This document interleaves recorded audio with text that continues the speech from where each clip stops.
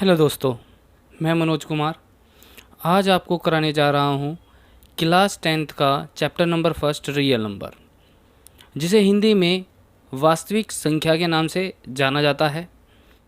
यह क्लास आपको बाइलिंगुअल मिलेगी। मैं इसे दोनों भाषा में आपको समझाने का प्रयास करूँगा। सबसे पहले हमें यह जानना होगा कि रियल नंबर कहते किसे हैं और रियल नंबर की जो परिभाषा होती है वो क्या कहती है। अब हम रियल नंबर की परिभाषा के विषय में जानेंगे। अब बात करते हैं हम रियल नंबर के बारे में कि रियल नंबर को हिंदी में वास्तविक संख्या के नाम से जाना जाता है। Real number is a value, real number जो होती है एक तरीके की वैल्यू होती है that represent on the line, यानी वो संख्या जिसे हम प्रदर्शित कर सकते हैं, दिखा सकते हैं एक रेखा पर।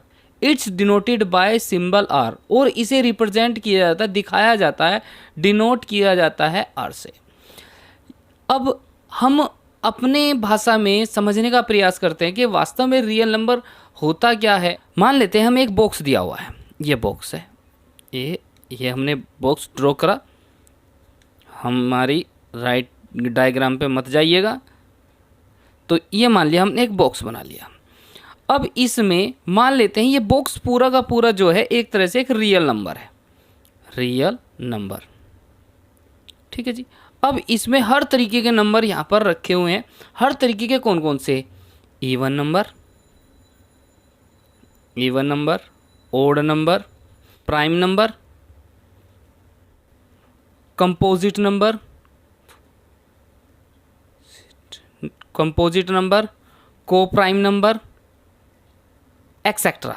जितने भी प्रकार के आपके नंबर होते हैं, पॉजिटिव इंटीजर, नेगेटिव इंटीजर, सब जितने भी इंटीजर्स हैं, ये हर एक तरीके के नंबर, जो फ्रैक्शन भी है ना, फ्रैक्शन वाली वैल्यू भी, वो भी आपकी रियल नंबर में ही आती है। डेफिनेशन में क्या बोला गया कि वो संख्या जो एक लाइन पर रिप्रेजेंट कर सकते हैं वो हमारी क्या होती है? रियल नंबर कहलाते हैं। अब देखो कैसे कैसे हम डिनोट कर सकते हैं। तो अब एक चीज़ देखो, क्या हम एक लाइन ड्रॉ करी और इस लाइन ड्रॉ पे हमने कुछ पॉइंट्स लगाए, जैसे कि हमने यहाँ पे 0 और यहाँ पे 1, यहाँ पे 2 और एक 3, और यहाँ पे इसी तरीके से हमने वैल्यू ली माइनस में, क्योंकि हम क्या कर रहे हैं, एक लाइन पे ड्रॉ कर रहे हैं और एक लाइन पे 0 के इधर पॉजिटिव वैल्यू रहती है, 0 के इधर पॉजिटिव वाली वैल्यू, और 0 के इधर लेफ्ट साइड में माइनस वाली वैल्यू, जिसे हम नेगेटिव इंटीजर बोलते हैं, और इसे बोलते हैं पॉजिटिव इंटीजर। समझ गए? अच्छा, तो जैसे अब -1, -2 और -3, ठीक है। इसी प्रकार ये नंबर आगे तक चलते रहेंगे और पॉजिटिव में भी इस तरीके से आगे तक चलते चले जाएंगे। तो अब हमने सबसे पहली बात करी इंटीजर की, कि हाँ पॉजिटिव इंटीजर और नेगेटिव इंटीजर हमने रिप्रेजेंट करती है। तो अभी हमने थोड़ी देर पहले बात की कि हम इसे फ्रैक्शन में भी कर सकते हैं, ठीक है जी। अब करते हैं फ्रैक्शन में कैसे। जैसे फ्रैक्शन की कोई वैल्यू ले लेते हैं, एक लाइन ड्रॉ करिए, ये 0, यहाँ पर हमने क्या करा, 1/2, सॉरी 1/1, 1/2, 1/3, ठीक है। इसी तरीके से यहाँ पे जितनी ये वैल्यू हैं ये सब पॉजिटिव है, और यहाँ पर जो वैल्यू है नेगेटिव है। माइनस में 1/1, माइनस में 1/2 और माइनस में 1/3। एज इट इज़ ये चलती चली जाएंगी, ठीक है जी। ये ऐसे ही इन्फिनिटी तक चलती चली जाएंगी, और ये भी इसी तरीके से इन्फिनिटी तक चलती चली जाएंगी, ठीक है जी। अब इसमें क्या है, जैसे कि हमारे पास 0 से इधर वाली वैल्यू क्या हो गई, नेगेटिव इंटीजर्स हो गई, और 0 से राइट साइड वाली वैल्यू क्या हो गई, हमारी पॉजिटिव इंटीजर्स। अब ये वैल्यू किस में है? फ्रैक्शन में, ठीक है जी। तो आपकी ये चीज़ें क्लियर हो गई, समझ में आ गई कि अब बात करेंगे हम रियल नंबर के कुछ डेसिमल और विदाउट डेसिमल के बारे में, ठीक है जी। अब जैसे हम सबसे पहले बात करते हैं विद डेसिमल में क्या होंगे और विदाउट डेसिमल क्या होंगे। कोई दिक्कत तो नहीं है। यानी डेसिमल का मतलब है अगर कोई संख्या है वो दशमलव बिंदु के साथ किस तरीके की प्रक्रिया करेगी या किस तरह की रिप्रेजेंट होगी, वो उसमें क्या क्या स्थिति होगी उसकी, तो वो है डेसिमल वाली संख्या, और एक होती है विदाउट डेसिमल में, बिना दशमलव बिंदु वाली। ठीक है जी। अब चलो बात करते हैं। वैसे तो हम विदाउट डेसिमल वाले के बारे में हम बात कर चुके हैं। अभी जो मैंने डायग्राम बनाया था, जो इंटीजर, पॉजिटिव इंटीजर्स और नेगेटिव इंटीजर्स रिप्रेजेंट करे थे। ठीक है जी, पॉजिटिव इंटीजर्स और नेगेटिव इंटीजर्स जो एक लाइन पे रिप्रेजेंट करके दिखाए थे। मगर अब बात करते हैं हम डेसिमल वाली संख्या, क्योंकि इंपॉर्टेंट है। एक क्वेश्चन यहाँ से बनता है, रेशनल नंबर और इरेशनल नंबर इसी में से रिप्रेजेंट किए जाएंगे, तो इसे पढ़ना हमें बहुत ज़रूरी है। यह डेफिनेशन हमारी आगे भी काम आने वाली है। ठीक है, तो इसलिए हम सबसे पहले इंपॉर्टेंट जो फोकस रहेगा हमारा इन्हीं चीज़ों पे रहेगा कि इन्हें कैसे समझा जा सके। चलिए, तो सबसे पहला पॉइंट है हमारा टर्मिनेटिंग। टर्मिनेटिंग वाली वैल्यू क्या होती है, कैसे रिप्रेजेंट होती है, तो अब बात करते हैं। सबसे पहले हम टर्मिनेटिंग की बात करेंगे। टर्मिनेटिंग को हिंदी में बोलते हैं शांत दशमलव। ठीक है जी। अब मान लेते हैं कि आपको कोई संख्या दी हुई है, हमने फ्रैक्शन में वैल्यू दे दी कि 2/5। ठीक है जी, 2/5 दे दी। अब 2/5 को डिवाइड किया, और जब डिवाइड करेंगे हम अपने सिंपल वाले तरीके से 5 को 2 से डिवाइड किया, ना जाने के लिए हम क्या करेंगे, 0 लगा देंगे। यहाँ पे पॉइंट लगा दिया, यहाँ 0 लगा दिया। 5 4 जा 20, तो ये कैंसिल आउट हो गया। तो यानी हमारी पूरी तरीके से इस संख्या को डिवाइड कर दिया पूरी तरीके से, तो ये कहलाता है टर्मिनेटिंग वैल्यू। ठीक है ना, जिसका आंसर है 0.4। अगर संख्या पूरी तरीके से कट जाती है तो वो कहलाती है टर्मिनेटिंग। कोई दिक्कत तो नहीं है, समझ में आ गया? ठीक है, अब आगे चलते हैं। अब बात करते हैं non terminating repeating. Non terminating repeating क्या होती है? वह संख्या जो निरंतर चलती चली जाए मगर रिपीट हो। नॉन टर्मिनेटिंग, क्योंकि यहाँ पे क्या टर्मिनेट हो रही थी, टर्मिनेट का मतलब है वो एक स्थान पे आके पूरी तरह कट रही थी, आगे बढ़ नहीं रही थी। मगर यहाँ पे हम बात क्या करेंगे, नॉन टर्मिनेटिंग और रिपीटिंग, ना तो टर्मिनेट होगी और निरंतर चलती चली जाएंगी। चलो समझते हैं कि एग्जाम्पल के द्वारा हम समझने का प्रयास करेंगे। जैसे हमने एक एग्जाम्पल लेते हैं 10/9। ठीक है, अब 10/9 लिया और हम इसे डिवाइड करते हैं। 10/9 को हम डिवाइड करते हैं, तो 10 डिवाइड 9, 9 1 जा 9, यहाँ पर 1 आ गया, पॉइंट लगाया ना जाने के लिए, तो यहाँ पे 0 लगा दी। 9 1 जा 9, यहाँ पे फिर 1 पॉइंट लगा रखा है, 0 बढ़ा देंगे, यहाँ पे आ जाएगा 1। यानी अब आप देख रहे हो कि ये कंटिन्यू इसी तरीके से चलता चला जाएगा। यानी हम इसे ऐसे लिख सकते हैं 1.111 डैश डैश डैश, चलता चल जाएगा। जब ऐसी कंडीशन आ जाए आपके सामने, तो हम इस संख्या को ऐसे लिखेंगे 1.1 बार। ठीक है जी, यानी हम इस संख्या को इस रूप में हम लिख देंगे। ठीक है जी, 1.1 बार के। ऐसे ही अगर हमें कोई वैल्यू दे दी जाए 1.232323, जब इस तरीके से वैल्यू दे रखी है, तो हम इस वैल्यू को क्या लिखेंगे, 1.23 बार। कोई दिक्कत तो नहीं है? ठीक है जी, ये हो गया। अब चलते हैं हम आगे। ठीक है, ये एग्जांपल मैंने आपको समझा ही दिया है, नॉन टर्मिनेटिंग रिपीटिंग क्या होगा। ठीक है जी, समझ में आ गया होगा। आगे चलते हैं। अब बात करते हैं हम नॉन टर्मिनेटिंग नॉन रिपीटिंग। ना तो संख्या नॉन टर्मिनेट हो, ना तो टर्मिनेट हो, और ना रिपीट हो। यानी ऐसी संख्या जो कंटिन्यू चलती चली जाए और उसकी वैल्यू हर बार डिवाइड होने के बाद हर बार अलग आए, सेम वैल्यू ना आए, वो कहलाती है आपकी non terminating non repeating value. समझ में आ गया? अच्छा, चलो एक बार एग्जाम्पल के तरीके से समझ के देखते हैं। जैसे अगर मान लो एक वैल्यू दे दी है हमारे पास, जैसे पाई की वैल्यू लेते हैं। पाई की वैल्यू होती है 22/7। ठीक है जी, अब 22/7 को जब आप डिवाइड करोगे, तो कर लेते हैं हम डिवाइड। चलो 22, यहाँ पे 7 सात से डिवाइड करा, 7 या 21, 21 आ गया। यहाँ पे 1 पॉइंट लगा दिया, यहाँ पे आ जाएगा 0, 7 1 जा 7, यहाँ 3 आ जाएगा 0, 7 4 जा 28, यहाँ पे फिर 2 आ गया, फिर यहाँ पे 0 लगा दिया, 7 2 जा 14। ठीक है, इसी तरीके से अब ये आगे चलती चल जाएगी। यहाँ पे 6 आ गया, 0 लग जाएगा, आगे घटता चल जाएगा, यानी आपकी वैल्यू 3.1426 डैश डैश डैश ऐसे ही चलती चली जाएगी। तो ये वाली वैल्यू होती है नॉन टर्मिनेटिंग नॉन रिपीटिंग, जो कंटिन्यू अपना अगला पद जो आएगा उसका सेम ना आए, रिपीट ना हो, वो वैल्यू कहलाती है आपकी नॉन टर्मिनेटिंग रिपीटिंग। कोई दिक्कत तो नहीं है, समझ में आ गया होगा। चलिए ये आपका क्लियर हो गया। इसमें कुछ एक दो एग्जाम्पल और दिए हुए हैं, उन्हें समझ लीजिए क्या बोला गया है। ठीक है जी, जैसे पाई की वैल्यू 3.147 ऐसी कुछ दे रखी है, 1.2315987754 इस तरीके की वैल्यू जो अलग अलग वैल्यू और बार डिवाइड होने के बाद आते चली जाए, वो आपकी non terminating non repeating value होगी। इसे नॉन रिपीटिंग को हम नॉन रिक्वायरिंग भी बोलते हैं। ठीक है ना, तो इसलिए याद रखना। अब आता है जैसे कि क्योंकि हम बात कर रहे हैं non terminating and non repeating की, और जो ये non terminating and non repeating value आती है, ये आती है आपकी इरेशनल नंबर में।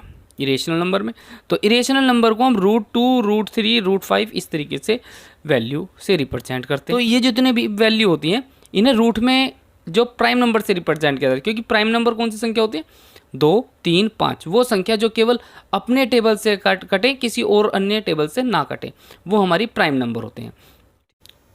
अब बात करेंगे हम रियल नंबर के डायग्राम के बारे में, कि रियल नंबर का डायग्राम कैसा होता है। ठीक है, ये बहुत मोस्ट इम्पॉर्टेंट है, क्योंकि यहाँ से आपकी काफ़ी सारी समस्याएं हल हो जाएंगी। ओके दोस्तों, चलो करते हैं, पहले से समझने का प्रयास करते हैं। वैसे आप इस डायग्राम को 9th क्लास में समझ चुके हो। अब जैसे कि आपको दिया हुआ है रियल नंबर को 2 पार्ट में डिवाइड किया गया है, रेशनल नंबर और इरेशनल नंबर। देखो रेशनल नंबर क्या होती हैं, इन्हें कहते हैं परिमेय संख्या और इसे बोलते हैं अपरिमेय संख्या। वैसे तो अभी थोड़ी देर पहले मैं डायग्राम के माध्यम से आपको समझा चुका हूँ कि परिमेय संख्या क्या होती है, अपरिमेय संख्या क्या होती है, मगर फिर भी आप समझ लीजिए। ठीक है, इसके बारे में मैं थोड़ी देर में और एक्सप्लेन करूँगा, क्योंकि ये सेपरेट लूँगा, इसकी सेपरेट समझाऊँगा इन दोनों के बारे में। मगर अब थोड़ा सा डायग्राम देख लेते हैं अभी हम। रेशनल नंबर कौन से होते हैं, जैसे कि -5, माइनस में 7/3, 0, 5/6, यानी फ्रैक्शन की कोई भी वैल्यू हो, जो टर्मिनेट हो जाए या या तो नॉन टर्मिनेटिंग या रिक्वायरिंग। ठीक है, ऐसी कोई संख्या होगी तो वो कहलाई जाएगी आपकी रेशनल नंबर। ठीक है, अब बात करते हैं हम रेशनल नंबर के पार्ट के बारे में। रेशनल नंबर के पार्ट कौन कौन से होते हैं। रेशनल नंबर को 2 पार्ट में डिवाइड किया गया है, इंटीजर्स को बोलते हैं पूर्णांक, और फ्रैक्शन। ठीक है, अब इन दोनों को देखो, हमने क्या बात करी थी, एक रियल नंबर के बारे में बात थी, और रियल नंबर में हमने रिप्रेजेंट किए थे कि ये सभी नंबर जितने भी होते हैं वो रियल नंबर होंगे। ठीक है जी, जो डायग्राम बना के दिखाया था, समझाया था कि किस तरीके से हम रिप्रेजेंट करते हैं। मगर इंटीजर्स और फ्रैक्शन, इंटीजर्स कौन से होते हैं, इंटीजर्स होते हैं 2 प्रकार के, जो आज तक आप पढ़ते हैं, पॉजिटिव इंटीजर्स और नेगेटिव इंटीजर्स, माइनस और प्लस वाली वैल्यू। ठीक है, अब ये आ गया फ्रैक्शन में जो अपोन वाली वैल्यू जितनी भी होती है वो आपकी ये वाली वैल्यू इस तरीके की होती हैं, 1/2, 5/2, 7/5, 2/3 और एक्सेट्रा, बहुत काफ़ी है। जैसे तुम रिप्रेजेंट करो, बस आपको जो बट्टे में वैल्यू दे रखी हो, जो अपोन में हो, वो फ्रैक्शन वाली वैल्यू है, कोई दिक्कत तो नहीं। अब आता है इंटीजर में हमने क्या बात करी, नेगेटिव इंटीजर, पॉजिटिव इंटीजर को हम होल नंबर भी कहते हैं, पूर्ण संख्या भी कहते हैं। ठीक है जी, कोई दिक्कत तो नहीं है। चलो अब आगे चलते हैं। होल नंबर, देखो अभी हमने क्या बात करी कि पॉजिटिव इंटीजर को हम होल नंबर भी कहते हैं, क्योंकि इसमें क्या है, 0 इंक्लूड है, 1 2 3, क्योंकि 1 2 3 क्या है, एक नेचुरल नंबर है, 1 2 3 इन्फिनिटी तक जो चले जाएगा वो नेचुरल नंबर है, और 0 एक सेपरेट नंबर है। इन चीज़ों को मिलाकर आपका एक होल नंबर बन जाता है, इसलिए हम इसे क्या कहते हैं, इसलिए हम इसे धनात्मक इंटीजर को होल नंबर भी कहते हैं। तो इसलिए आपको याद रखना कि इनमें से क्या चीज़ है ये, या आपसे ऑप्शन में पूछ लिया जाए तो आप एकदम इसका जवाब दे दें कि हाँ, जो 0, 1, 2, 3 जो भी वैल्यू होती हैं इन्हें हम होल नंबर या पूर्ण संख्या भी कहते हैं। उसके बाद हमने इन्हें फैक्टर कर लिया, अलग अलग 2 पार्टों में डिवाइड किया। 0 नेचुरल नंबर जो मैंने समझा दिए, 2, 3, 4, 1, 2, 3, 4, 5, 6 जो नंबर होंगे ये नेचुरल नंबर होंगे। और अब नेचुरल नंबर को 2 पार्टों में डिवाइड किया गया है, इवन नंबर और ओड नंबर। एक होती है सम संख्या, एक होती है विषम संख्या। सम संख्या कौन सी होती है? वह संख्या जो 2 से विभाजित हो जाती हैं, 2 से विभाजित हो जाती हैं वह कहलाती है सम संख्या। वह संख्या जो 2 से विभाजित नहीं होती हैं वो कहलाती है आपकी विषम संख्या। ठीक है जी। तो 1, 3, 5, 7, 9, 11 इस तरीके से आप चलते चले जाओ, जो 2 से विभाजित ना होने वाली वैल्यू वो होती है आपकी विषम संख्या। अब बात करेंगे हम इवन नंबर के बारे में कि इवन नंबर क्या होते हैं। जो अभी थोड़ी देर पहले हमने नेचुरल नंबर को 2 पार्ट में डिवाइड किया था, इवन नंबर और ओड नंबर। तो अब इन इवन नंबर ओड नंबर के भी हम फैक्टर के बारे में बात करेंगे। ये बहुत इंपॉर्टेंट है, ये क्वेश्चन में आएंगे आपके, इसलिए आपको इन्हें समझना बहुत ज़रूरी है कि कंपोजिट नंबर किसे बोलते हैं, ओड नंबर किसे बोलते हैं, ओड नंबर के कौन कौन से प्रकार होते हैं। इन चीज़ों को समझना बहुत ज़रूरी है, इंपॉर्टेंट है बहुत ज़्यादा।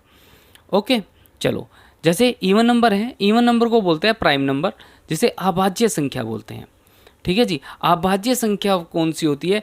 वह संख्या जिसका कोई और फैक्टर नहीं हो सकता, वह केवल या तो 1 से कटेगी, समझना, या तो केवल 1 से कटेगी या फिर स्वयं से कटेगी। जैसे कि एक समझो ये 2 है, 2, तो 2 को हम किससे डिवाइड कर सकते हैं? ज़्यादा से ज़्यादा 2 को 2 से डिवाइड कर देंगे, ठीक है जी, या 2 को डिवाइड कर देंगे, 2 1 से हो जाएगा। क्या इसके अलावा हो सकता है, या इसके कोई और फैक्टर बन सकते हैं? या तो 2 खुद को एक फैक्टर है या फिर 1 से होगा। परंतु कंपोजिट नंबर क्या होते हैं? जिसके फैक्टर 1 से अधिक हों। जैसे 4 को क्या मैं ऐसे लिख सकता हूँ, 2 इंटू 2, ठीक है। 6 को देखो 2 इंटू 3, यानी इसका एक भी अगर मैं यहाँ गुना में 1 भी लगा दूँ तो कौन सा फर्क पड़ रहा है? 3 दूनी 6, 6 कम 6, तो यानी कि ये भी फैक्टर बन गए, परंतु और भी अलग फैक्टर बन गए। तो ये कहलाते हैं आपके कंपोजिट नंबर, भाज्य संख्या। यानी हम कहना चाहें वह संख्या जो अन्य संख्या से विभाजित हो जाती है वो हमारे कंपोजिट नंबर होते हैं। और अभाज्य संख्या वह संख्या जो केवल अपने आप से कटे, वो अभाज्य संख्या कहलाती है। ओके, अब बात करते हैं हम ओड नंबर के बारे में कि ओड नंबर किसे कहते हैं, ओड नंबर के टाइप्स के बारे में। देखो, सबसे पहली बात आती है ओड नंबर का पहला जो है वो neither prime number nor composite number. ना तो वो प्राइम नंबर होता है, ना तो वो अभाज्य संख्या होता है, और ना ही वो भाज्य संख्या होता है। जैसे कि 1, ठीक है जी, ना ही तो वो किसी संख्या से कटेगा, ना ही इसके कोई दूसरे फैक्टर हो सकते, ठीक है जी। अब उसका आता है दूसरा प्राइम नंबर। प्राइम नंबर क्या होते हैं? इसे बोलते हैं हम अभाज्य संख्या। अभाज्य संख्या जो केवल अपनी संख्या से कटेगी, वो कहलाती है अभाज्य संख्या। जैसे 3, 5, 7, 11, 13, 17, 19 जो केवल अपनी संख्या से कटेगी। कंपोजिट नंबर कौन से होते हैं? भाज्य संख्या। वह संख्या केवल इसका उल्टा कर दीजिए कंपोजिट नंबर का, कि जिसके और भी फैक्टर किए जा सकते हैं। ओड कंपोजिट नंबर में ओड कंपोजिट नंबर, याद रखना, ओड कंपोजिट नंबर बोले तो आपको ये इनके बारे में एक्सप्लेन करना है। अगर वो इवन कंपोजिट नंबर बोले तो आपको इनके बारे में पता होना चाहिए कि इवन कंपोजिट नंबर कौन से होते हैं और इवन प्राइम नंबर कौन से होते हैं। इन चीज़ों के बारे में आपको पता होना चाहिए। कंपोजिट नंबर भाज्य संख्या 9, 15 और एक्स्ट्रा, जिसे आप चलते चले जाओगे, ठीक है जी, ये एक्स्ट्रा चलते चलेंगे। ये हो गए हमारे यहाँ पे क्लियर है। हम रेशनल नंबर के बारे में जो हमने पहले बात करी थी कि रेशनल नंबर क्या होते हैं, इरेशनल नंबर क्या होते हैं, इनके बारे में हम बात करते हैं। तो सबसे पहले बात करेंगे हम रेशनल नंबर के बारे में। ये इंपॉर्टेंट है, इनमें से एक क्वेश्चन पूछा जाता है आपसे, ठीक है जी, 100% आएगा ये क्वेश्चन। ठीक है जी, अब एक बार पढ़ते हैं क्या क्या होते हैं, इनको बड़े प्यार से समझना, ये रेशनल नंबर होते क्या हैं बड़े प्यार से हम समझेंगे। चलो, it can be represent in the form of P Q, यानी रेशनल नंबर जो होते हैं इन्हें हम पी क्यू के रूप में लिखा जा सकता है, रिप्रेजेंट किया जा सकता है, दिखाया जा सकता है। वेयर, जहाँ P and Q R integer and Q बराबर नहीं है जीरो के। ठीक है, समझ में आ गया होगा, जिसमें p और q जो इंटीजर होंगे, इंटीजर का मतलब है नेगेटिव भी इंटीजर हो सकता है, पॉजिटिव भी हो सकता है, यानी ये वैल्यू जो है p q की वैल्यू जो फ्रैक्शन में होंगी वो आपकी माइनस में भी हो सकती हैं और प्लस में भी हो सकती हैं। अब आता है it's decimal expansion is terminating. वैसे तो मैंने ये बता चुका हूँ कि टर्मिनेटिंग क्या होते हैं, मगर यहाँ पर एक बार और बता देते हैं। टर्मिनेटिंग का मतलब होता है वह संख्या जो पूरी तरह विभाजित हो जाती है, वो कहलाती है आपकी टर्मिनेटिंग वैल्यू। चलो एक बार समझते हैं टर्मिनेटिंग क्या होता है। जैसे ये दिया हुआ है 3 दे दिया, 3/2। अब इसे हम डिवाइड करते हैं, तो हमने 2 से डिवाइड करा, 2 1 2 1.5, ये आ गया आपका 1.5। तो ये हो गई, पूरी तरह टर्मिनेट हो गई ना, ये शांत दशमलव है ना, पूरी तरह कट गई ना, तो ये होती है आपकी टर्मिनेटिंग वैल्यू। ठीक है जी, अब आगे चलते हैं। इसमें मैंने एक एग्जांपल भी लिखा है, आप नोट करते रहिए।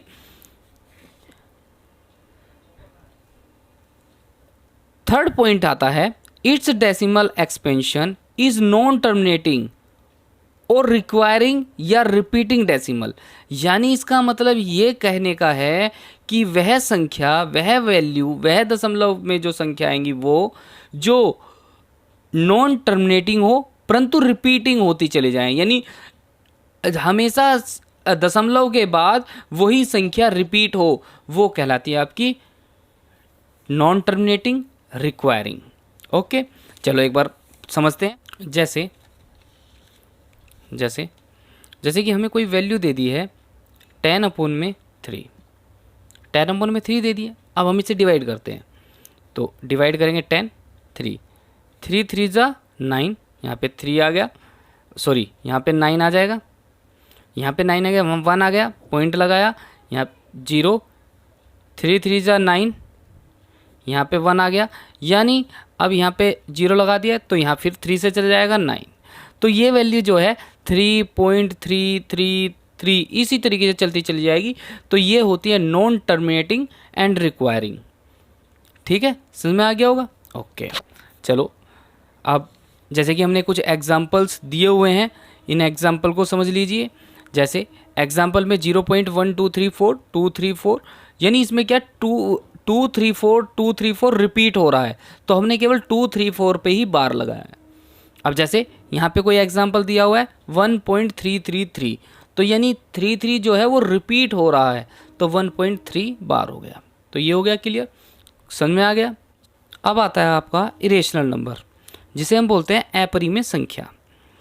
अब इसकी विशेषता समझते हैं, इसकी प्रॉपर्टी क्या होती है, इसकी प्रॉपर्टी के बारे में जानने का हम प्रयास करते हैं, जिससे कि हमें इरेशनल नंबर को पहचानने में आसानी हो और जिससे हम बता सकें कि हाँ अपरिमेय संख्या इस संख्या को कहते हैं। It can not be represented, इसे प्रदर्शित नहीं किया जा सकता in the form of P Q, P Q के रूप में रिप्रेजेंट नहीं किया जा सकता जहाँ पर P and Q are integer, जहाँ पर P एंड Q जो है वो इंटीजर हैं एंड Q बराबर नहीं होता है 0 के। कोई दिक्कत नहीं है, बस यानी इसे हम P Q के रूप में, P/Q के रूप में नहीं लिख सकते। ठीक है जी। अब आता है दूसरा, it decimal expansion is non terminating non requiring, यानी इसका जो दशमलव प्रसार होगा वो नॉन टर्मिनेटिंग होगा और नॉन रिक्वायरिंग होगा, यानी कटने के बाद अगर हम इसकी कोई संख्या लेते हैं एग्जाम्पल में और डिवाइड करते हैं और डिवाइड करने के बाद भिन्न भिन्न वैल्यू आती चली जाएंगी, अलग अलग वैल्यू आएंगी, तो ये कहलाया जाएगा हमारा नॉन टर्मिनेटिंग नॉन रिक्वायरिंग। ठीक है जी, समझ में आ गया होगा। अब जैसे कि एक एग्जाम्पल यहाँ पे दिया हुआ है 22/7, 22/7 को हम अगर इसका एग्जाम्पल इसे डिवाइड करें तो हमारे पास क्या गया 3.147642 इस तरीके से वैल्यू चलती चली जाएगी। तो ये होता है हमारा नॉन टर्मिनेटिंग नॉन रिक्वायरिंग। अब बात करेंगे हम इरेशनल नंबर की कुछ प्रॉपर्टीज़ के बारे में। सम प्रॉपर्टीज़ यानी सम प्रॉपर्टीज़ ऑफ इरेशनल नंबर। ठीक है जी। तो सबसे पहली प्रॉपर्टी क्या कहती है, रेशनल नंबर जो होगा, रेशनल नंबर बराबर होगा P/Q की फॉर्म में। ठीक है, जहाँ पर Q बराबर होगा 0 के। P and Q are integer. ठीक है जी। दूसरी प्रॉपर्टी क्या कहती है कि इरेशनल नंबर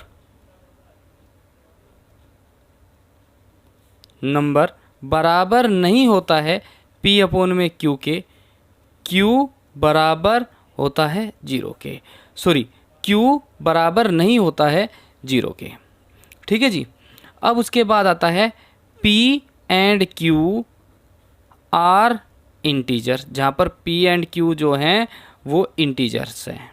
ओके, ये हो गया, ये हो गई फर्स्ट और सेकंड प्रॉपर्टीज़। अब बात करते हैं थर्ड प्रॉपर्टीज़ की। एक क्वेश्चन आपसे पूछा जाएगा थर्ड प्रॉपर्टी में, ये इम्पोर्टेंट है। जैसे कि आपके पास रेशनल नंबर है और एक इरेशनल नंबर है। जब रेशनल में इरेशनल नंबर को जोड़ेंगे तो हमें क्या प्राप्त होगा, इरेशनल नंबर प्राप्त होगा। समझ लेते हैं। मान लो कोई रेशनल नंबर है हमारे पास दो क्या है, एक रेशनल नंबर है और प्लस हमने कोई एक इरेशनल नंबर जोड़ देते हैं। इरेशनल नंबर क्या होगा 1.123। ठीक है, डैश डैश इस तरीके से चलता चला जाएगा। अब इसे जोड़ के देखते हैं। जब हम इसे जोड़ेंगे तो हमारी क्या वैल्यू आएगी 3.123 डैश डैश चलती चली जाएगी। तो ये भी क्या बन गई, एक इरेशनल नंबर बन गई। ठीक है, समझ में आ गया। इसी तरीके से अगर हम रेशनल में से किसी संख्या को इरेशनल को घटाते हैं तो भी हमें क्या प्राप्त होगा, इरेशनल नंबर प्राप्त हो गया। आपको समझ में आ गया होगा इरेशनल नंबर क्यों प्राप्त हो रहा है, क्योंकि हम 2 में से अगर इसे घटाएंगे तो हमें नॉन रिपीटिंग वाली वैल्यू प्राप्त होगी ना, तो इसलिए। ठीक है, अब आता है हमारा तीसरा। अगर मैं रेशनल में इरेशनल की मल्टीप्लाई कर दूं तो भी हमें क्या प्राप्त होगा, इरेशनल नंबर प्राप्त होगा। अगर हम इरेशनल में से माइनस कर दें रेशनल नंबर तो भी हमें क्या प्राप्त होगा, इरेशनल नंबर। क्योंकि इसे आगे कर लो, इस वैल्यू को एक बार आगे कर लो 1.123 और 2 घटा दो तो आपको कुछ ना कुछ वैल्यू जो मिलेगी वो रिपीट कंटिन्यू चलती हुई मिलेगी। ठीक है ना, 1 2 3 इस तरीके से वैल्यू चलती चली जाएगी। ठीक है जी, तो वो हो जाएगा आपका इरेशनल नंबर। अब आता है एक, यहाँ पर कन्फ्यूज़न बनती है। अगर हमारे पास इरेशनल की मल्टीप्लाई इरेशनल से कर दी जाए तो हमें क्या प्राप्त होगा। ठीक है जी, यदि हमारी इरेशनल की मल्टीप्लाई इरेशनल से कर दी जाए तो हमें क्या प्राप्त होगा, तो हमें प्राप्त हो सकता है इरेशनल नंबर भी प्राप्त हो सकता है या रेशनल नंबर, दोनों कुछ भी प्राप्त हो सकता है। अब भैया ये बात नहीं जमी, समझ में नहीं आया ये इरेशनल और रेशनल कैसे आएगा। तो चलो अब इसे एक बार समझते हैं। मान लो हमारे पास एक रेशनल नंबर दे दिया, रूट में 2 गुना में एक रेशनल नंबर दिया रूट में 3, दोनों के दोनों इरेशनल नंबर हैं। ठीक है, अब जब इनकी गुना करेंगे तो हमारे पास आएगा रूट में 6। परंतु अगर मैं इस तरीके की कर दूं रूट में 3 गुना में रूट में 3, आपको दिख रहा है कि दोनों को दोनों इरेशनल नंबर हैं। परंतु जब हम इसकी गुना करेंगे रूट 3 की गुना रूट 3 में करेंगे तो हमारे पास क्या प्राप्त होगा, 3 प्राप्त होगा। क्योंकि आपने प्रॉपर्टी पढ़ रखी है, समझ में आए पता है कि रूट 3 की गुना रूट 3 से जब हम करेंगे तो हम इसे ऐसे रिप्रेजेंट कर सकते हैं 3 मल्टीप्लाई में 3। जब इसके 2 पेयर्स यहाँ पर होते हैं तो इसमें से एक बाहर कर लेंगे। ठीक है, समझ में आ गया। चलिए अब बात करते हैं हम फंडामेंटल थ्योरम ऑफ अर्थमेटिक के बारे में। इसकी पहले परिभाषा समझने का प्रयास करते हैं। परिभाषा क्या कहती है, फिर हम अपने तरीके से समझेंगे। एवरी कंपोजिट नंबर, प्रत्येक जो कंपोजिट संख्या होती है, can be written as a product of prime in one and only one way. प्रत्येक भाज्य संख्या को एक और केवल एक ही तरीके से अभाज्य संख्या के गुणनफल के रूप में लिखा जा सकता है। नहीं जमी बात, अब समझ में नहीं आया तो चलो अब हम थोड़ा सा समझाने का प्रयास करते हैं। इसने फंडामेंटल थ्योरम ऑफ अर्थमेटिक क्या कहती है कि कोई हमारे पास कंपोजिट नंबर, और जबकि हमने थोड़ी देर पहले कंपोजिट नंबर क्या होते हैं, अभी थोड़ा सा ध्यान देते हैं कंपोजिट नंबर कौन से होते हैं। जैसे कि हमने चार को हमने कंपोजिट नंबर से रिप्रेजेंट किया, तो कंपोजिट नंबर क्या कहता है, जिसके और फैक्टर हो सकते हैं, और गुणनखंड हो सकते हैं, जैसे कि 2 गुना 2, ठीक है, 6 लिया, 2 गुना 3। तो ये क्या कहती है परिभाषा, अब इसे समझेंगे कि जितने भी कंपोजिट नंबर है, दीज आर कंपोजिट नंबर, केवल इन्हें लिखा जा सकता है, इनके प्रोडक्ट होंगे, प्रोडक्ट मतलब है गुना, प्रोडक्ट ए प्राइम नंबर, तो जितने भी होंगे प्राइम नंबर होंगे, केवल अपने से कटने वाले, ठीक है ना, अपने से 2 की गुना 2 से, ये क्या है, ये भी एक प्राइम नंबर है, तो इसे हम ऐसे लिख सकते हैं ना, 2 का स्क्वायर। तो ये जो वैल्यू है ये है आपका एक प्राइम नंबर। जैसे कि 2 एक प्राइम नंबर है, 3 एक प्राइम नंबर है। 2 क्या है, केवल 2 वाले टेबल से कटेगा या 1 से डिवाइड होगा। 3 क्या है, या तो 3 से कटेगा या 1 से डिवाइड होगा। तो ये हो गया प्राइम नंबर। इन्हें केवल एक ओनली केवल एक ही तरीके से लिखा जा सकता है, ठीक है जी। जैसे एक एग्जांपल और ले लेते हैं। अगर हमारे पास कोई 66 दे दिया, 66 को हम कैसे लिख सकते हैं, 11 × 6 ऐसे लिख सकते हैं। मगर अब आपको ध्यान दोगे कि 6 को हम कैसे लिख सकते हैं, तो 11 × 2 × 3। तो ये क्या हो गया, ये हो गया आपके प्राइम नंबर, ये भी प्राइम नंबर, ये भी प्राइम नंबर, ये भी प्राइम नंबर। एक एग्जांपल और ले लेते हैं। जैसे हमने ले लिया 77, 7 गुना 11, तो ये भी हो गया आपका प्राइम नंबर। आप किसी भी तरीके से करके देख लीजिए, आपको एक प्राइम नंबर ही प्राप्त होगा, ठीक है जी। तो बस ये हो गया आपका फंडामेंटल थ्योरम ऑफ अर्थमेटिक, आपको समझ में आ गया होगा। इसमें कुछ एग्जांपल हैं, आप नोट कर लीजिए, ये रहे, ठीक है। अब इसी के साथ हम बात करते हैं कुछ और, जिसमें हमारे कुछ फॉर्मूलाज आएंगे। फॉर्मूलाज इम्पोर्टेंट फॉर्मूला है, इम्पोर्टेंट है, एक सवाल हर बार बनता है इससे, ठीक है। जिसमें पहला है, इसमें क्या है, product of two numbers, product of two number बराबर होता है HCF इंटू में LCM के, ठीक है जी। ये हो गया। इसे हम ऐसे लिख सकते हैं, A into B, product of two number यानी A संख्या और एक B संख्या, बराबर होगा HCF इंटू में LCM।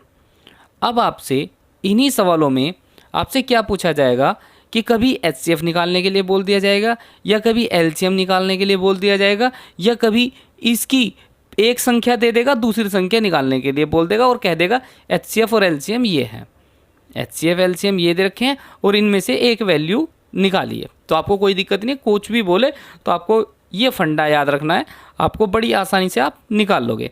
जैसे अगर आपको बोलता है HCF निकालने के लिए बोले, तो आपको बस सीधा क्या करना है, A into B upon HCF बोला है तो LCM को नीचे ले आइए, LCM, तो आपको पास क्या हो गया, HCF निकल गया, ठीक है। अगर आपसे बोला जाए कि LCM निकालिए, तो आप क्या करोगे, A इंटू बी अपॉन में HCF बराबर में LCM। ये फॉर्मूला याद हो गए तो आप इससे निकाल लोगे। यदि आपसे पूछा जाए कि कोई सी भी वैल्यू पूछे, तो इसे डिवाइड में ले जाइए, इसे यहीं पे रखिए, तो आप वैल्यू को निकाल लोगे, ठीक है। आपको समझ में आ गया होगा। अब बात करेंगे हम कुछ एग्जांपल्स की। चलिए, अब एग्जांपल में क्या बोला गया है, सबसे पहले फर्स्ट एग्जांपल की बात करते हैं। Example number first, consider the number 4n where n is a natural number, जहाँ पर n जो है एक नेचुरल नंबर है। नेचुरल नंबर क्या होते हैं, 1 2 3 4 5 जो इन्फिनिटी तक चलते चले जाएंगे वो नेचुरल नंबर है।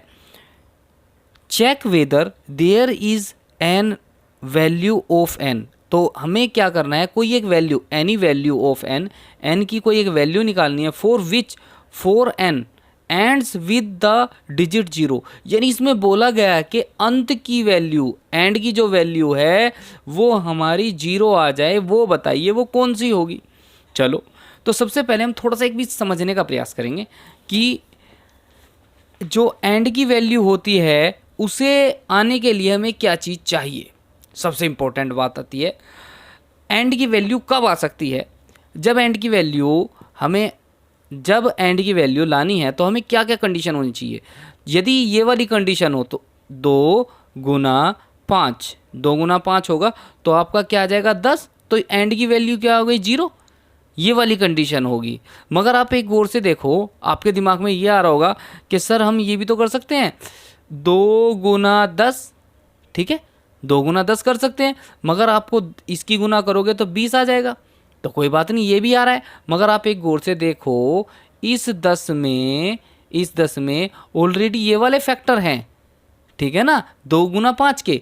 तो इसलिए आपको ये समझना ज़रूरी है, ठीक है। 2 × 5 के फैक्टर अगर होंगे तो आप कहोगे कि हाँ इसमें एंड की वैल्यू 0 होगी। अगर ये इसके फैक्टर नहीं बन रहे हैं तो आप ये कहोगे कि 0 नहीं है इसमें। चलो एक बार सवाल करते हैं क्या कहता है। तो एग्जाम्पल नंबर फर्स्ट इसमें क्या कहा गया है, सबसे पहले हम सॉल्यूशन करते हैं। तो हमें एक n नंबर दिए हुए हैं, n बराबर क्या बोला गया, नेचुरल नंबर।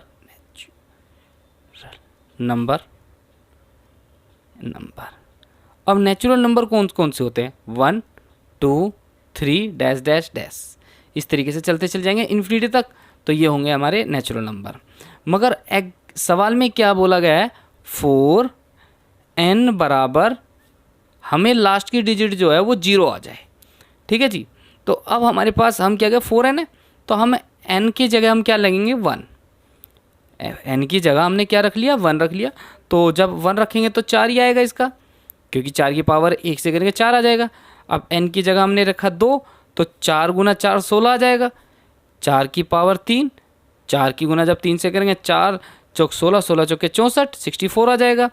4 की मल्टीप्लाई अब 4 बार करेंगे, 4 की पावर 4 रख लिया, तो यहाँ पे आ जाएगा आपका 256, ठीक है। ये क्लियर हो गया, ठीक है जी, 256 आ जाएगा। जैसे कि मैंने अभी बताया था यहाँ पे कि हमारे पास ये कंडीशन होनी चाहिए, तो इसके अकॉर्डिंग करेंगे कि 2 × 5 होना चाहिए। तो अब इसके बारे में हम लिखेंगे, टू गेट 1 एंड डिजिट 0। अगर हमारे पास एंड की डिजिट अगर हमें 0 लानी है तो उसके लिए क्या होना चाहिए, ये वाली कंडीशन होनी चाहिए ना, 2 × 5, जब ये वाली वैल्यू होगी तभी तो आएगा। मगर यहाँ पे हमारे पास वैल्यू क्या आ रही है, 4n बराबर में 2 × 2 ब्रैकेट में n बराबर में 2 का स्क्वायर n। यानी यहाँ पर कोई ऐसे फैक्टर नहीं बन रहे हैं जो हमारे 0 को रिप्रेजेंट करें, यानी 5 का कोई फैक्टर यहाँ पर नहीं बन रहे हैं। यानी यहाँ पर केवल क्या बना 2 2n, इस तरीके से हम रिप्रेजेंट कर सकते हैं, ठीक है ना। जब हमारे पास यहाँ पे ये वाली कोई वैल्यू नहीं बन रही है तो हम अब इसे क्या करेंगे, यहाँ पे लिखेंगे हम we do not have 5 as a factor, क्योंकि हमारे गुणनखंड के रूप में यहाँ पर कोई 5 की वैल्यू नहीं है इन 4n में, and hence we do not pair 2 × 5, so and digit can never be 0। Okay, समझ में आ गया। चलिए अब करेंगे हम एग्जाम्पल नंबर 2 के बारे में। 2। एग्जाम्पल नंबर 2, एग्जाम्पल नंबर 2 क्या कहता है,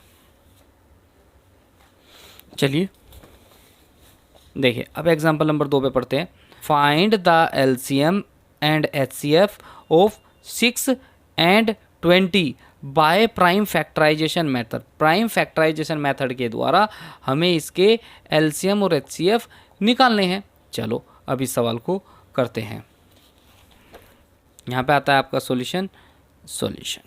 देखिए यहाँ पर हम क्या करेंगे, जैसे कि आपको प्राइम फैक्टर निकालना है तो हमारे वैल्यू कौन कौन सी दे रखी हैं, 6 का प्राइम फैक्टर क्या होंगे 2 इंटू 3, यानी गुणनखंड 2 इंटू 3 होगा। अब एक दी रखी है हमें 20 का क्या होता है एलसीएम निकाल लेते हैं, ठीक है 20 तो 2 10, 2 5 जा 10, 5 1 जा 5, यानी हमने क्या करा 2 इंटू 2 इंटू में 5। अब इसमें देखो क्या हम इसे ऐसे लिख सकते हैं 2 की पावर 2 इंटू में 5, ये हो गया। तो अब इसमें एक चीज़ आपको याद रखनी है, या तो आप एक काम करिए इसकी जो है सबसे, क्योंकि एचसीएफ निकालने के लिए सबसे लोवेस्ट वैल्यू जो होगी, इनकी सबसे लोवेस्ट वैल्यू जो होगी वो आपकी एचसीएफ होगी, और सबसे हाईएस्ट वैल्यू जो होगी वो आपकी एलसीएम होगी। ठीक है, ये चीज़ अगर आपको समझ में आ गई तो आप बड़े आसानी से इस सवाल को कर सकेंगे। जैसे अब आपके देखो हमें एचसीएफ निकालना है, तो आप सबसे पहले इसमें देखो सबसे लोवेस्ट वैल्यू क्या होगी। इसे भूल जाओ, ये क्या है इसे भूल जाओ, आपको इन दोनों पे ध्यान देना है। इसमें लोवेस्ट वैल्यू कौन सी होगी, 2 बड़ा है 2 का स्क्वायर, तो आपको देखने से पता चला कि 2 है, तो यहाँ पे आएगी लोवेस्ट वैल्यू 2। ठीक है जी। अब इसमें देखो इसमें सबसे लोवेस्ट वैल्यू क्या होगी, यहाँ पे तो कुछ भी नहीं है, क्योंकि यहाँ 3 यहाँ पे है परंतु 3 यहाँ पे नहीं है, तो इसलिए यहाँ कुछ भी नहीं है। यहाँ पे देखो 5 यहाँ पे है तो 5 यहाँ पे नहीं है, तो यहाँ पे लोवेस्ट वैल्यू क्या हो गई, केवल 2। तो यानी आपको पता चला कि हमारा एचसीएफ निकल गया 2। ठीक है जी। अब बात करते हैं एलसीएम की। एलसीएम में क्या बात करेंगे, हाईएस्ट वैल्यू। सबसे पहले हाईएस्ट वैल्यू देखो, इनमें सबसे बड़ी हाईएस्ट वैल्यू क्या है, 2 का स्क्वायर गुना में। अब इसमें देखो हाईएस्ट वैल्यू क्या है 3, यहाँ पे 3 बेशक नहीं है मगर यहाँ 3 एक तो है, तो हाईएस्ट वैल्यू क्या होगी 3।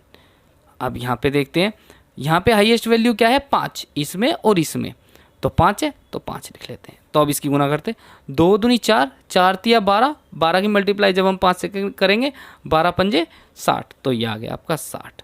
तो यहाँ पे हमारा एलसीएम और एचसीएफ दोनों बड़ी आसानी से बाहर हो गए। ठीक है जी, ये निकल गया, प्राइम फैक्टर के द्वारा हमने निकाल लिया कि हमारा प्राइम फैक्टर के द्वारा ये निकल गए हैं। ठीक है जी, ये निकल गया। मगर अगर हम चाहते तो हमें किसी और मेथड से भी कर सकते थे। देखो अगर हमारे पास एचसीएफ निकल गया तो हम एलसीएम बड़े आसानी से निकाल सकते थे, क्योंकि हमें क्या बोला गया, ए मान लिया, ए तो दे दिया आपको 6 और बी दे दिया आपको 20। ठीक है, ए आपको 6 दे दिया, बी आपको 20 दे दिया। अब हमारा नियम क्या कहता है, ए इंटू बी बराबर होगा एचसीएफ इंटू में एलसीएम। हमें निकालना क्या है, एलसीएम निकालना है, एचसीएफ हमने फाइंड कर लिया है, तो एलसीएम निकालना है। तो हमारे पास एलसीएम का फॉर्मूला क्या होगा, एलसीएम बराबर ए इंटू बी अपोन में एचसीएफ।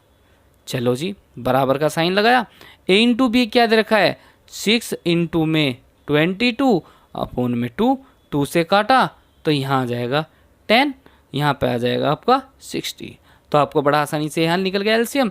आपको कोई से मेथड से आए तो आप सवाल को कर दोगे। अब चलते हैं हम एग्जाम्पल नंबर 3 पे। एग्जाम्पल नंबर 3 क्या कहता है, find the HCF of 9, 6 and 404 by the prime factorisation method. Prime factorisation method के द्वारा हमें क्या निकालना है, एचसीएफ एंड एलसीएम निकालना है। ठीक है जी, एक बार एचसीएफ निकालना है और यहाँ पे फिर नीचे एलसीएम निकालना है। ठीक है जी, कोई दिक्कत तो नहीं, बिल्कुल सेम इसी तरीके का सवाल है, करते हैं। चलो करेंगे।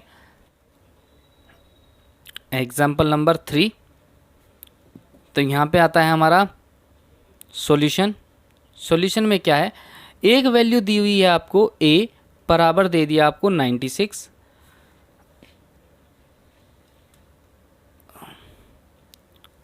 और b बराबर दे दिया आपको 404। ठीक है जी। अब हम क्या करेंगे, सबसे पहले हम क्या करेंगे, इनके प्राइम फैक्टर निकाल लेते हैं। 96 का क्या होगा, 404 का क्या होगा।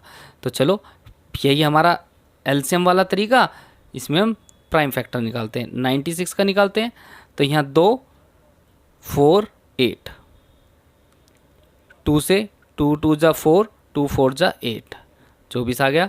2 यहाँ पे 12 आ जाएगा, यहाँ पे 2 6 आ जाएगा, यहाँ पे आ जाएगा 2 3 6 आ जाएगा। अब 3 से चला जाएगा। ठीक है, 3 1 जा 3। अब आता है हम 404 को करेंगे। 404 को सबसे पहले हम करेंगे 2 से, 2 2 जा 4, 0 आ गया, यहाँ पे 2 आ गया। अब हम फिर 2 से करेंगे, 2 1 जा 2, 0 1। अब यहाँ पे फिर ये अब केवल इसी संख्या से जाएगा 1 0 1, तो यहाँ पे आ जाएगा 1। ठीक है जी। तो अब आपके फैक्टर लिख देते हैं कि फैक्टर कौन कौन से हुए हैं। 2 इंटू 2 5 बार, 2 इंटू 2 इंटू 2 इंटू 2, इंटू में आगे क्या है, एक 3 है ना, 3। ठीक है, ये वाली वैल्यू हमारी निकल गई। अब इसमें दिया हुआ है 2 इंटू 2 इंटू 101। ठीक है जी। अब हम क्या करेंगे, सबसे पहले हमें निकालना है HCF।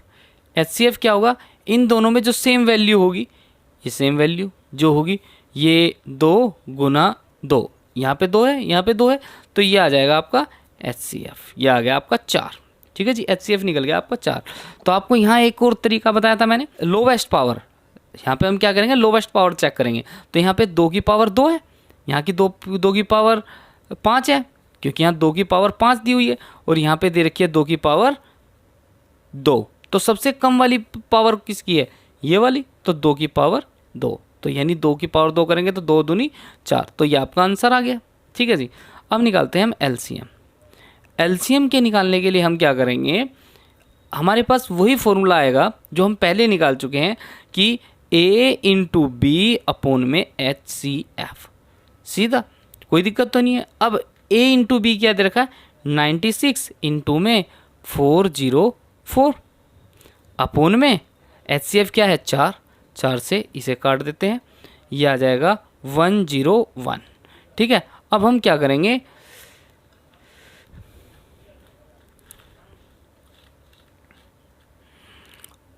नाइन्टी सिक्स की मल्टीप्लाई 101 से करेंगे, तो इससे मल्टीप्लाई करेंगे 9696, आपका आंसर आ गया। ठीक है, ये आपका निकल गया LCM। समझ में आ गया होगा, HCF भी निकल गया और आपका LCM भी आपके सामने आ चुका है। आपका तीसरा एग्जाम्पल समाप्त। अब बात करेंगे हम एग्जाम्पल नंबर 4 की। एग्जाम्पल नंबर 4 क्या कहता है, find the HCF and LCM of 6, 72 and 120 using the prime factorisation method. Prime factorisation method के द्वारा आपको HCF एंड LCM निकालना है। चलो अब समझते करते हैं इस सवाल को। ये सवाल क्या कहता है, देखो एग्जाम्पल नंबर है 4। यहाँ पे मैं क्वेश्चन लगा दूंगा आपका। सॉल्यूशन, सबसे पहली वैल्यू दे रखी है आपको 6 की प्राइम फैक्टर क्या होंगे, 2 इंटू 3। अब उसके बाद दे रखी है आपकी 72 में क्या प्राइम फैक्टर है वो निकालते हैं हम पहले। ठीक है जी। तो यहाँ पे ये 72, 2 36 आ जाएगा, यहाँ पे 2 18 आ जाएगा, यहाँ पे 2 9 आ जाएगा, यहाँ पे 3 आ जाएगा। आगे करते हैं, यहाँ 3 1 जा 3 आ जाएगा। यानी आपके फैक्टर क्या निकले, 2 की पावर 3, 2 की पावर 3, 2 की क्यूब गुना में और 3। ठीक है जी, ये निकल गया आपके प्राइम फैक्टर। अब उसके बाद आता है हमारे पास अगली वैल्यू दी थी हमें 120, 120। 120 के हम फैक्टर निकालते हैं, तो 120 के निकालते हैं 120। सबसे पहले 2 से डिवाइड करेंगे 60, 2 से डिवाइड करेंगे 30, 2 से फिर जाएगा 15, फिर 2 से जाएगा, फिर 2 से नहीं जाएगा सॉरी, अब जाएगा 3 से, 3 से, तो 3 से आएगा 5, अब 3 से नहीं जाएगा, अब जाएगा 5 से, 5 1 जा 5, तो इसके प्राइम फैक्टर कितने बन गए, 2 की क्यूब, क्योंकि 2 कितनी बार है, 1 2 3, 3 बार दिया हुआ है, तो 2 की क्यूब, 2 की क्यूब गुना में 3 कितनी बार है, 1 बार, और 5 कितनी बार है, 1 बार। अब निकालते हैं हम HCF और LCM, HCF और LCM, ठीक है जी। अब दोनों चीज़ निकालते हैं, तो सबसे पहले हम निकालते हैं HCF। HCF कैसे होगा, अब देखो यहाँ पे मैंने अभी HCF के लिए बताया था, HCF निकालने के लिए क्या होगा कि सबसे कम वाली वैल्यू, जो सबसे कम हो इनमें, वो जो होगा वो हमारा HCF होगा। तो अब इसमें देखो सबसे कम वाली वैल्यू 2 की क्यूब, 2 की क्यूब, मगर 2 कितनी बार है, 1 बार, तो ये आ गया 2। आगे चलते हैं, अब देखो इसमें 3 कितनी बार है, 1 बार, 3 1 बार, 3 1 बार, तो 3 तो 1 बार ही है तीनों में, तो यहाँ पर 3। अब और कोई है नहीं, 5 यहाँ है लेकिन यहाँ नहीं है, तो यहाँ नहीं है, तो सबसे लोवेस्ट कितनी है, ये वो दोनों वैल्यू, 2 3 6, तो HCF निकल गया 6। अब निकालना है हमें LCM, तो LCM में क्या हो, हाईएस्ट वैल्यू, सबसे हाईएस्ट वैल्यू जो होगी वो होगी हमारी LCM। तो अब इसमें देखते हैं 2 की सबसे हाईएस्ट वैल्यू क्या है, सबसे हाईएस्ट है 2 की क्यूब, 2 की क्यूब गुना सबसे हाईएस्ट वैल्यू क्या है, 3 गुना, फिर उसके बाद है 5, ठीक है। अब इसकी गुना करते हैं, 2 दूनी 4 दूनी 8, 2 की क्यूब कर दिया, क्योंकि 2 की क्यूब को हम ऐसे लिख सकते हैं ना, 2 गुना 2 गुना 2 गुना में 3 गुना में 5, तो अब करते हैं 2 दूनी 4 दूनी 8, 8 की मल्टीप्लाई 3 से के 8 8 3 24, अब 24 की गुना कर देते हैं 5 से, 24 गुना 5, तो ये आ जाएगा 360 के आसपास में, 360, तो ये आ गया आपका LCM, ठीक है जी। ये आपका आंसर बाहर